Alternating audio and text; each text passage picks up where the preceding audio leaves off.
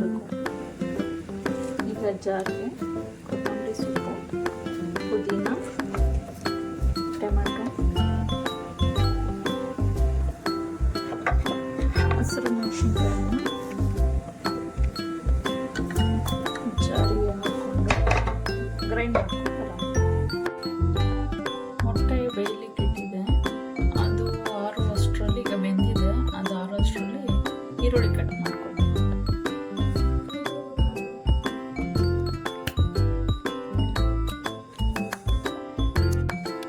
ಬೇಸಿದ ಮೊಟ್ಟೆನ ಸಿಪ್ಪೆ ತೆಗೆದು ಈ ರೀತಿ ಕಟ್ ಮಾಡ್ಕೊಂಡಿದ್ದೀನಿ. ನಿಮಗೆ ಯಾವ ರೀತಿ ಬೇಕೋ ಆ ರೀತಿ ಕಟ್ ಮಾಡ್ಕೋಬೋದು.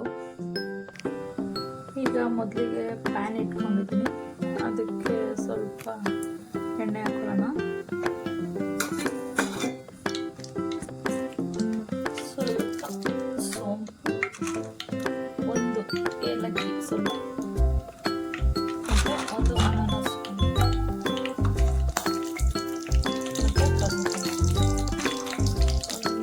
ಸಣ್ಣ ಪೀಸ್ ಚಕ್ಕೆನ ಹಾಕ್ತೀನಿ, ಸ್ವಲ್ಪ ಜೀರಿಗೆ ಹಾಕ್ತಿದ್ದೀನಿ. ಈಗ ಈರುಳ್ಳಿ ಹೆಚ್ಚಿಟ್ಕೊಂಡಿದ್ವಲ್ಲ ಅದನ್ನು ಸೇರಿಸ್ಕೊಂಡು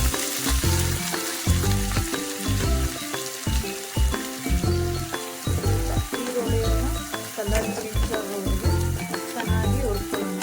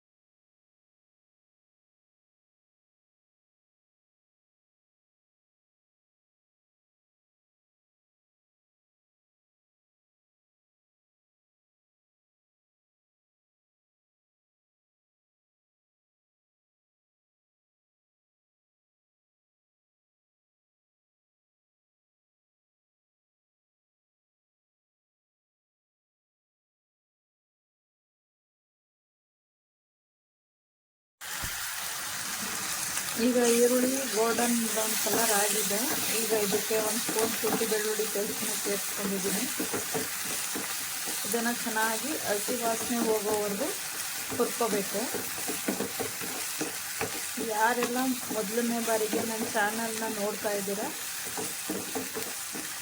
ಅವರು ಸಬ್ಸ್ಕ್ರೈಬ್ ಮಾಡ್ಕೊಳ್ಳಿ, ಮತ್ತು ಒಂದು ಲೈಕ್ ಕೊಟ್ಟು ನನ್ನ ಅಡುಗೆ ಏನಾದರೂ ಇಷ್ಟ ಆಗಿದರೆ.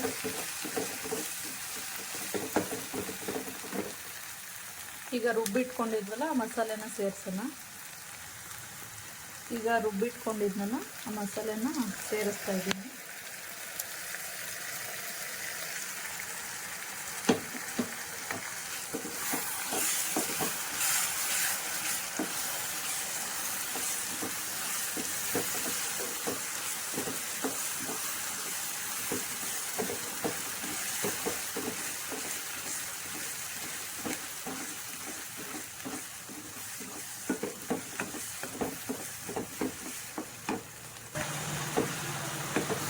ಇದು ಸ್ವಲ್ಪ ಎಣ್ಣೆ ಬಿಟ್ಕೊಳ್ಳೋವರೆಗೂ ಚೆನ್ನಾಗಿ ಹುರಿಬೇಕು. ಅದಾದಮೇಲೆ ಸ್ಪೈಸಸ್ಗಳನ್ನ ಸೇರಿಸೋಣ.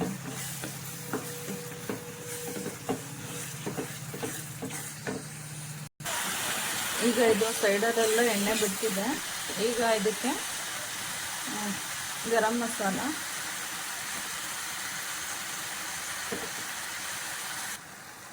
ಪೆಪ್ಪರ್ ಪೌಡರ್,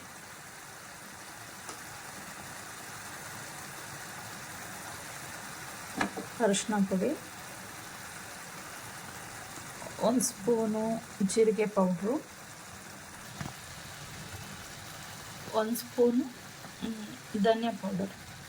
ನಾನು ಸಣ್ಣ ಸ್ಪೂನ್ ತೊಗೊಂಡಿದ್ದೀನಿ, ಅದಕ್ಕೆ ಅದರಲ್ಲಿ 2 ಸ್ಪೂನು ಧನಿಯಾ ಪೌಡರ್ ಹಾಕೋತಿದ್ದೀನಿ.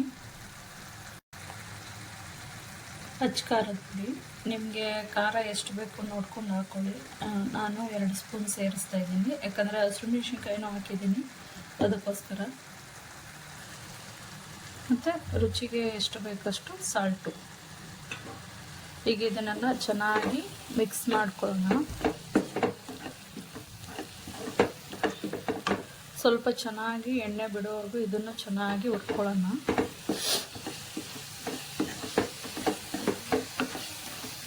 ಬೇಗ ಮಾಡ್ಕೋಬೋದು ಇದನ್ನು, ಮತ್ತು ತುಂಬ ಟೇಸ್ಟಿಯಾಗೂ ಇರುತ್ತೆ. ಇದನ್ನು ಚಪಾತಿಗೆ, ದೋಸೆಗೆ, ಇಡ್ಲಿ ಜೊತೆಗೆ ಬೇಕಾದ್ರೂ. ಈಗ ಇದು ಎಣ್ಣೆಲಿ ಹುರಿತಾ ಇರೋದ್ರಿಂದ ಕಲರ್ ಚೇಂಜ್ ಆಗ್ತಿದೆ, ನಿಮಗೆ ಗೊತ್ತಾಗ್ತಿದೆ ಅಲ್ವಾ? ಅದು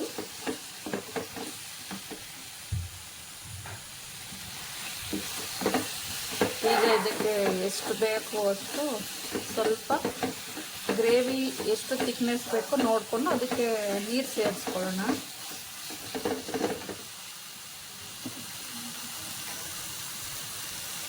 ನಾನು ಜಾರಿಗೆ ನೀರು ಹಾಕಿ ರುಬ್ಬಿದ್ನಲ್ಲ, ಮಸಾಲೆ ಸ್ವಲ್ಪ ಉಳಿದಿತ್ತು ಅಂತೇಳಿ ಅದಕ್ಕೆ ನೀರು ಹಾಕ್ಕೊಂಡು ಸೇರಿಸ್ಕೊತಾ ಇದ್ದೀನಿ.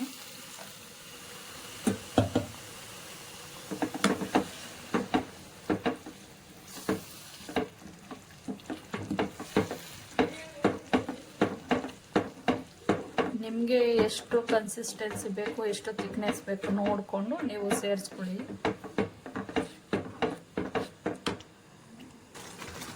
ನಾನು ಇದಕ್ಕೆ ಇನ್ನೊಂದು ಸ್ವಲ್ಪ ನೀರು ಸೇರಿಸ್ಕೊತಾ ಇದ್ದೀನಿ.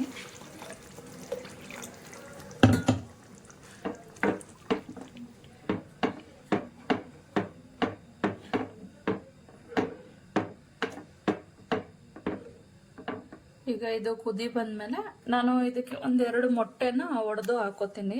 ಅದು ಗ್ರೇವಿಗೆ ಮೊಟ್ಟೆ ಆಗಿ ಡೈರೆಕ್ಟಾಗಿ ಒಡೆದಾಕಿ ಆಮೇಲೆ ಬೇಯಿಸಿರೋ ಮೊಟ್ಟೆ ಹಾಕೋದ್ರಿಂದ ಟೇಸ್ಟ್ ಇನ್ನೂ ತುಂಬ ಚೆನ್ನಾಗಿರುತ್ತೆ. ಈಗ ಕುದೀತಿದೆ, ನಾನು ಒಡೆದಿಟ್ಕೊಂಡಿದ್ದೆ ಮೊಟ್ಟೆನ ಹಾಕ್ತಾ ಇದ್ದೀನಿ.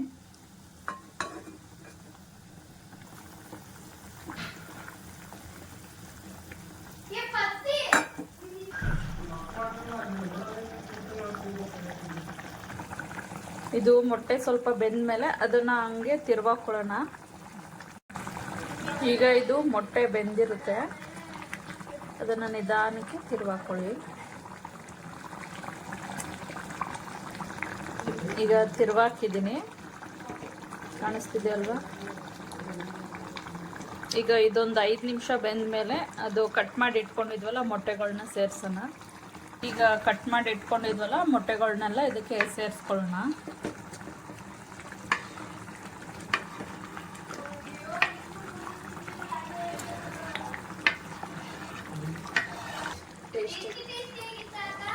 ಈಗ ಇದನ್ನ ನಿಧಾನಕ್ಕೆ ಮಿಕ್ಸ್ ಮಾಡ್ಕೊಳ್ಳೋಣ.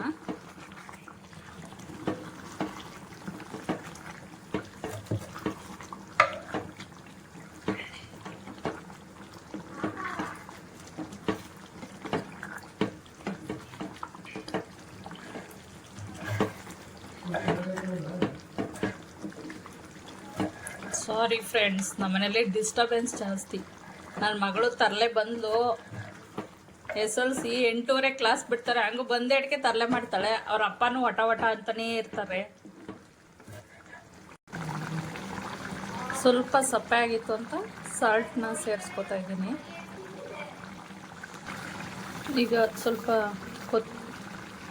ಕಸೂರಿ ಮೆಥಿ ಮತ್ತು ಕೊತ್ತಂಬರಿ ಸೊಪ್ಪನ್ನ ಸೇರಿಸ್ಕೊಂಡು ಮಿಕ್ಸ್ ಮಾಡಿಕೊಂಡ್ರೆ ಮುಗೀತು.